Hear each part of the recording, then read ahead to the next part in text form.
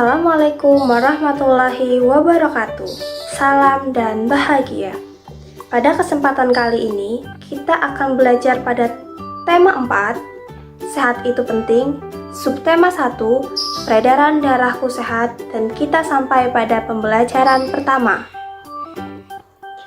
Anak-anak, sebelum kita memulai pembelajaran kita, alangkah baiknya kita berdoa terlebih dahulu.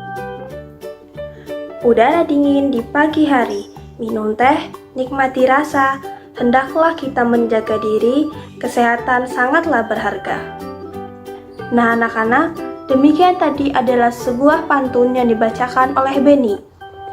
Pada pembelajaran kali ini, kita akan belajar tentang pantun dan sistem peredaran darah manusia. Namun sebelumnya, mari kita baca bacaan berikut ini. Siti, anak yang rajin dan disiplin. Siti selalu berangkat ke sekolah lebih awal. Jarak rumah Siti dan sekolah tidak terlalu jauh. Siti berangkat ke sekolah naik sepeda. Naik sepeda merupakan kegiatan olahraga. Siti mengayuh sepedanya dengan santai. Siti hanya membutuhkan waktu 20 menit untuk sampai ke sekolah. Siti sangat peduli dengan kesehatan tubuh. Bersepeda termasuk olahraga yang mendukung kebugaran dan dapat membantu melancarkan peredaran darah. Darah sangat penting peranannya bagi manusia. Peranan darah antara lain mengalirkan oksigen ke seluruh tubuh dan mengangkut karbon dioksida dari seluruh tubuh menuju paru-paru. Dalam tubuh manusia, darah mengalir melalui organ-organ peredaran darah. Apa saja organ peredaran darah manusia? Apa fungsi peredaran darah pada manusia? Untuk mengetahuinya, mari kita lanjutkan pembelajaran kita. Sistem peredaran darah. Mengalirnya darah dalam tubuh merupakan sistem peredaran darah. Sistem peredaran darah berperan menyalurkan berbagai zat penting, seperti nutrisi dan oksigen dari jantung ke seluruh tubuh. Sistem peredaran darah pada manusia terbagi menjadi dua, yaitu peredaran darah kecil dan peredaran darah besar. Peredaran darah kecil yaitu darah mengalir pada bilik kanan menuju paru-paru melalui arteri pulmonalis. Sedangkan peredaran darah besar yaitu darah yang banyak mengandung oksigen mengalir dari bilik kiri jantung ke seluruh tubuh kecuali paru-paru melalui arteri besar atau aorta. Berikut ini aliran darah pada sistem peredaran darah kecil. Darah yang mengandung karbon dioksida di bilik kanan mengalir menuju paru-paru melalui arteri pulmonalis.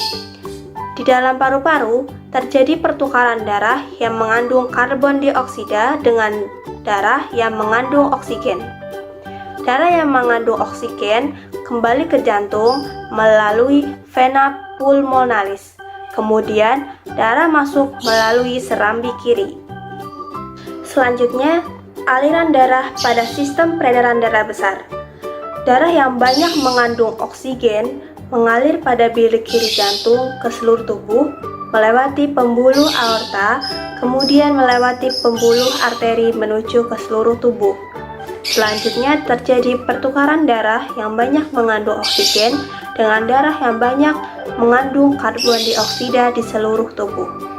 Darah yang banyak mengandung karbon dioksida kembali ke jantung melalui pembuluh vena, selanjutnya kembali ke serambi kanan. Nah anak-anak, berdasarkan uraian tersebut, kita mengetahui bahwa organ yang berperan dalam peredaran darah manusia antara lain jantung, pembuluh darah, dan paru-paru. Tahukah kalian apa peranan penting setiap organ peredaran darah manusia? Untuk mengetahuinya, mari kita lanjutkan pembelajaran kita. Organ peredaran darah manusia yang pertama adalah jantung. Jantung adalah organ tubuh manusia yang berfungsi memompa darah ke seluruh tubuh. Jantung memompa darah dengan cara berkontraksi dan berelaksasi secara bergantian, sehingga jantung berdenyut, mengembang, dan mengempis. Jantung terletak di dalam rongga dada sebelah kiri. Ukuran jantung kira-kira sebesar kepalan tangan pemiliknya. Jantung tersusun atas kumpulan otot-otot yang sangat kuat yang disebut miokardium. Jantung terdiri atas 4 ruang, yaitu serambi kanan, serambi kiri, bilik kanan, dan bilik kiri. Antara bagian kanan dan kiri jantung dibatasi oleh sekat jantung yang disebut katup jantung. Katup jantung berfungsi untuk mencegah bercampurnya darah yang mengandung oksigen dengan darah yang mengandung karbon dioksida. Otot penyusun bilik jantung lebih tebal dari otot serambi jantung. Hal ini disebabkan tugas bilik jantung lebih berat. Tugasnya yaitu memompa darah keluar dari jantung ke seluruh bagian tubuh. Pembuluh darah. Pembuluh darah merupakan saluran tempat mengalirnya darah dari jantung ke seluruh tubuh dan dari seluruh tubuh kembali ke jantung. Pembuluh darah terdiri atas 2 jenis, yaitu pembuluh nadi dan pembuluh bilik. Pembuluh nadi disebut arteri dan pembuluh balik disebut vena. Pembuluh nadi atau arteri yaitu pembuluh yang membawa darah yang kaya akan oksigen keluar dari jantung ke seluruh tubuh. Sedangkan pembuluh nadi yang paling besar disebut aorta. Pembuluh darah terdiri dari 2 jenis, yaitu pembuluh nadi atau arteri dan pembuluh balik atau vena.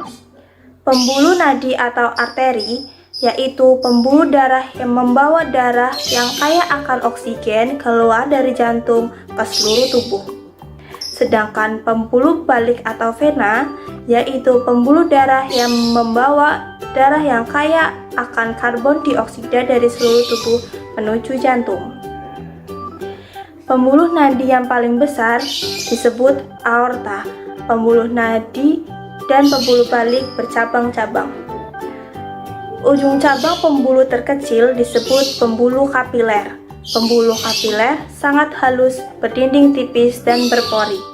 Dalam pembuluh kapiler inilah terjadi pertukaran oksigen dan karbon dioksida. Berikut adalah perbedaan antara pembuluh nadi atau arteri dengan pembuluh balik atau vena. Pembuluh nadi atau arteri mempunyai aliran darah keluar dari jantung. Yang kedua, membawa darah bersih atau kaya oksigen kecuali arteri pulmonalis. Yang ketiga, dinding tebal, kuat, dan elastis. Yang keempat, terletak di bagian dalam. Yang kelima, denyut terasa. Yang keenam, jika terluka, darah memancar. Dan yang terakhir, memiliki 1 katup di dekat jantung. Sedangkan pembuluh balik atau vena memiliki aliran darah menuju jantung.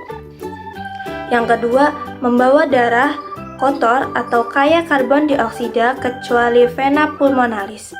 Yang ketiga, dinding tipis dan kaku. Yang keempat, terletak di dekat permukaan kulit. Yang kelima, denyut tidak terasa. Keenam, jika terluka darah menetes. Dan yang terakhir, memiliki banyak katup. Nah, panjang seluruh pembuluh darah manusia jika dihubungkan dari satu ujung ke ujung yang lain dapat mencapai sekitar 160.000 km. Paru-paru. Paru-paru juga memiliki peranan penting dalam sistem peredaran darah. Dalam sistem peredaran darah, paru-paru berperan sebagai penyuplai oksigen ke dalam darah. Darah yang telah diedarkan ke seluruh tubuh tidak lagi mengandung oksigen, akan tetapi banyak mengandung karbon dioksida. Setelah kembali ke jantung, darah yang akan mengandung karbon dioksida terus dipompa ke dalam paru-paru.